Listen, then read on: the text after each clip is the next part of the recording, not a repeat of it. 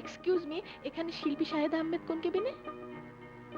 কে তুমি? জি, আমার নাম মিলি। দেখুন, আমি শাহেদ সাহেবের ওই ছবিটা।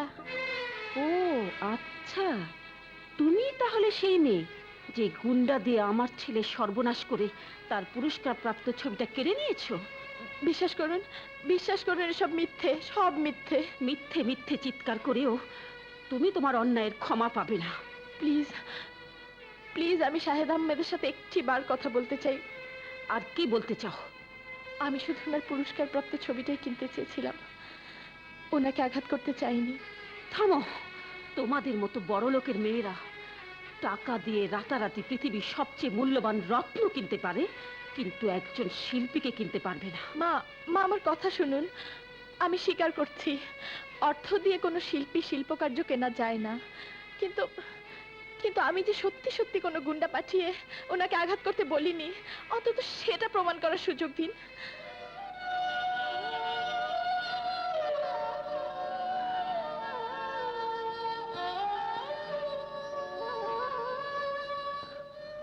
ঠিক আছে, তুমি যাও, ও 10 নম্বর কেবিনে আছে।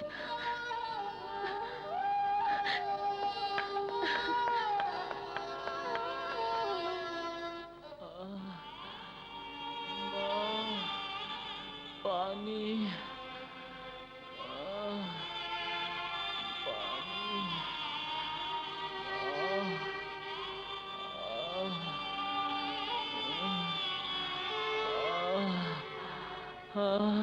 পানি।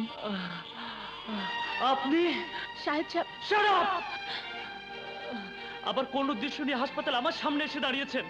আমার প্রতি আপনার ভুল ভাঙানোর জন্যই আমি ছুটে এসেছি মিস্টার শাহেদ। আপনি কি অস্বীকার করতে পারেন? আপনি কি অস্বীকার করতে পারেন একটা ভাড়াটিয়া মাস্তান দিয়ে আমাকে রক্তাক্ত করে ওই পুরস্কার প্রাপ্ত ছবিটি ছিনিয়ে নেননি? আপনি আমার শিল্পী সত্তার উপর আঘাত করেছেন। বিশ্বাস করুন, আপনার এত বড় সর্বনাশ আমি করিনি। টাকার জোরে যারা মানুষকে মানুষ মনে করে না, তাদের প্রতি আমার বিন্দুমাত্র বিশ্বাস নেই।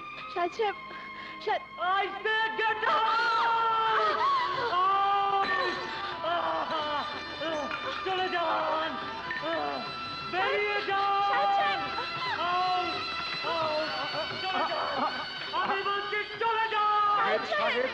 আপনি শান্ত হন, আপনি শান্ত হন সাহেব সাহেব। সিস্টার, ওনাকে বেরিয়ে নিয়ে যেতে বলুন। সাহেব। ডক্টর, ডক্টর, ওনাকে বলুন আমি গুন্ডা পাঠিয়ে ওনাকে আঘাত করাইনি। শিল্পী শাহেদ আহমেদের প্রদর্শনী তছনছ করে শাহেদকে হাসপাতালে পাঠিয়ে তার ছবিটি ছিনিয়ে আনবি, এ আমরা ভাবতেও পারিনি। তুই টাকা দিয়ে 10টা আর্ট গ্যালারি কিনতে পারবি,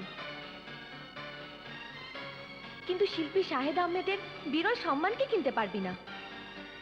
তোমাদের মতো বড় লোকের মেয়েরা টাকা দিয়ে রাতারাতি পৃথিবীর সবচেয়ে মূল্যবান রত্ন কিনতে পারে, কিন্তু একজন শিল্পীকে কিনতে পারবে না।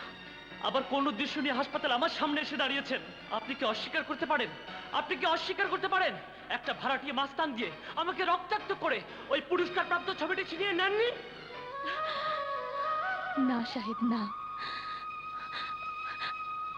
আমি তোমার শিল্পী সত্তায় আঘাত করিনি। আমি যে তোমার এই ছবিটাকে ভালোবাসতে গিয়ে আমার বুকের ভেতরে আমি আঘাত করেছি। তোমার এই বিরল সম্মানকে ধরে রাখার অধিকার আমার নেই। তোমার সম্মান তোমাকে আমি ফিরিয়ে দেব, তোমাকেই ফিরিয়ে দেব। আমাকে ডেকেছেন? পরে কথা হবে। হ্যাঁ, তোমাকে ভাওয়ালগড়ে যেতে হবে। ওপারের মাল এপারে আসবে আর এপারের মাল ওপারে যাবে। তুমি শুধু ব্রিফকেস হস্তান্তর এবং গ্রহণ করবে। আমার লাভ? প্রতি অপারেশনে তুমি 50,000 টাকা পাবে। ডান? ডান। কিন্তু আমি... না না, ভয় নেই।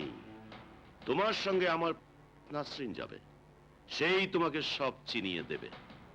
ওকে, take it.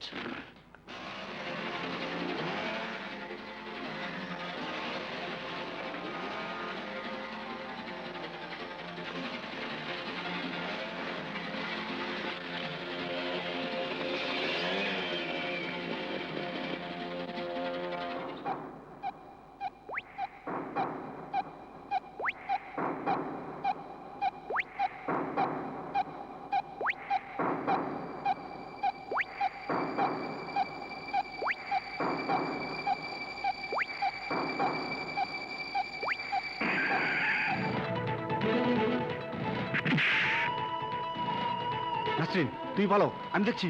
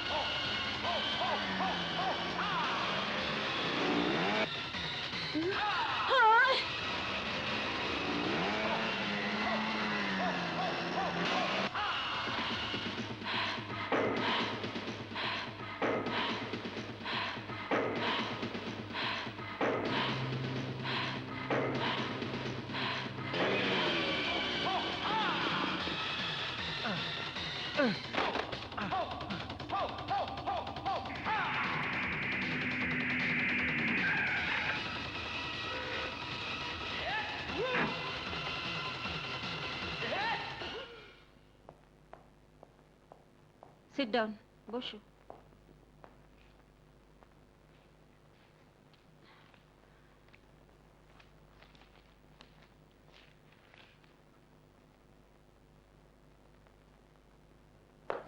Excuse me madam,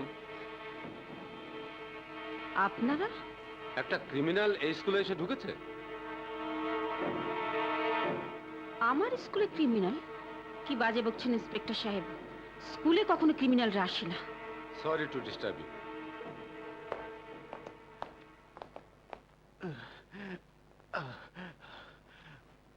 আপনাকে অনেক ধন্যবাদ।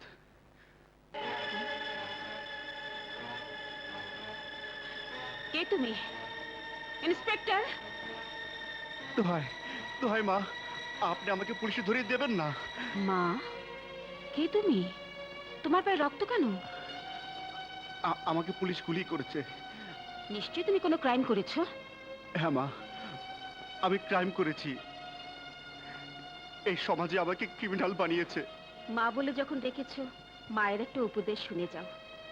তুমি কি ক্রাইম করেছো না করেছো আমি জানি না, তবে এটুকু বলবো, যে কাজ করলে সমাজের চোখে, আইনের চোখে অপরাধী হতে হয়, যে কাজ করলে জীবনের উপর ঝুঁকি আসে, সে কাজ না করলেই তো পারো।